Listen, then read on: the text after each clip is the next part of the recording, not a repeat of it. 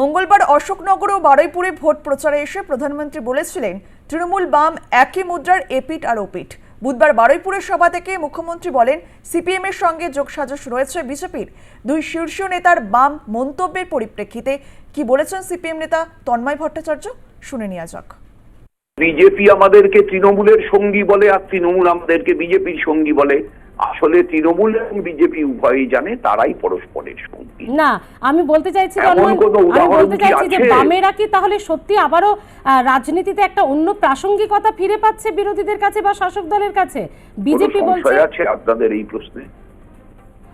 ইনসাফ যাত্রা দেখার পরে, ইনসাফ ব্রিগেড দেখার পরে এই নির্বাচনী প্রচারাভিযানে আমাদের একটার পর একটা মিছিল, সমাবেশ, নির্বাচনের দিন প্রতিরোধ সংগঠিত করবার শক্তি দেখার পরে কোনো সংশয় থাকার কোনো কারণ আছে যে বামেরা এই রাজ্যে অন্যতম নিয়ামক রাজনৈতিক শক্তিতে পরিণত হয়েছে? তাহলে কি কংগ্রেসের সঙ্গে আসন সমঝোতা না করে ব্যবহার এখনো করলাম না, ভোটের রেজাল্ট বেরোনোর পরে হয়তো সেটাই করব। হ্যাঁ তন্ময়দা, নিশ্চয়ই, কিন্তু তাহলে কি কংগ্রেসের সঙ্গে আসন সমঝোতাটা আপনাদের ভুল হলো? আপনাদের একদমই না,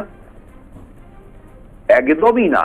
কংগ্রেসের বিজেপির সঙ্গে হাত মেলানোর কোনো অতীত রেকর্ড নেই, বামপন্থীদের বিজেপির সঙ্গে হাত মেলানোর কোনো অতীত রেকর্ড নেই। তৃণমূলের আছে।